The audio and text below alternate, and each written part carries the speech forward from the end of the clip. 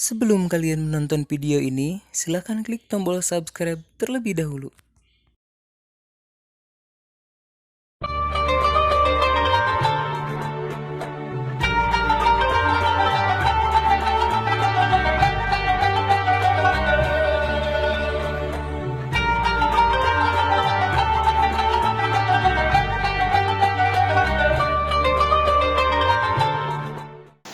Bismillahirrahmanirrahim. Assalamualaikum warahmatullahi wabarakatuh.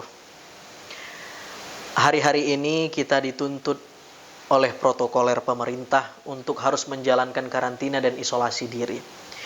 Tapi walau demikian, kita harus tetap produktif. Salah satunya adalah tetap produktif menuntut ilmu. Pada kesempatan ini saya ingin menyadur beberapa ayat yang ayat ini memotivasi kita untuk tetap menuntut ilmu. Yang pertama, Allah Subhanahu wa taala berfirman, A'udzubillahi minasyaitonir rajim.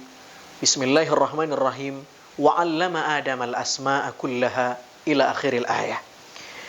Pada ayat 31 surat Al-Baqarah ini bercerita tentang bagaimana proses mandataris Tuhan kepada khalifah manusia yang diangkat menjadi khalifah. Ketika Allah ingin menciptakan Adam sebagai khalifah, timbul kekhawatiran para malaikat yang berkata, ataj'alu fiha man yufsidu fiha wa yasfikud dima.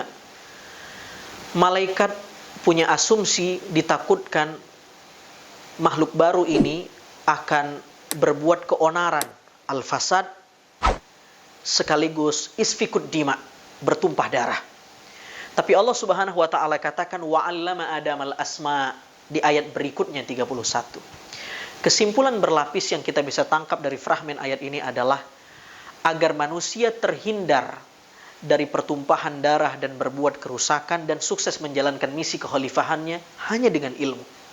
Dan hanya faktor wa'allama Adamal asma inilah, hanya karena Allah kemudian mengajarkan ilmu, Adam menuntut ilmu, yang membuat kemudian Allah menyuruh para malaikat untuk wa idh qulna lil malaikati isjudu li Adam. Jadi malaikat bersujud kepada Adam bukan karena faktor jasad Adam lebih sempurna dari malaikat, tidak. Bukan karena bahan materi mentah ciptaan Adam lebih hebat dan lengkap daripada malaikat, tidak. Tapi karena Adam sudah menuntut ilmu kepada Allah. Yang kedua, Allah Subhanahu wa taala berfirman, syahidallah annahu la ilaha illa huwa wal malaikatu wa ulul ilmi qa'iman bil qist. Allah Subhanahu wa taala memproklamirkan dirinya bahwa dia adalah Tuhan satu-satunya, begitu juga pernyataan orang-orang yang berilmu dan para malaikat. Ayat ini ketika ditafsiri oleh Imam Suyuti kemudian memberi komentar, ini bukti bahwa satu-satunya manusia yang bisa menyamai kedudukan para malaikat hanyalah manusia yang berilmu. Karena Allah menyamakan antara ulul ilmi dan al-malaikah dalam satu fragmen ayat.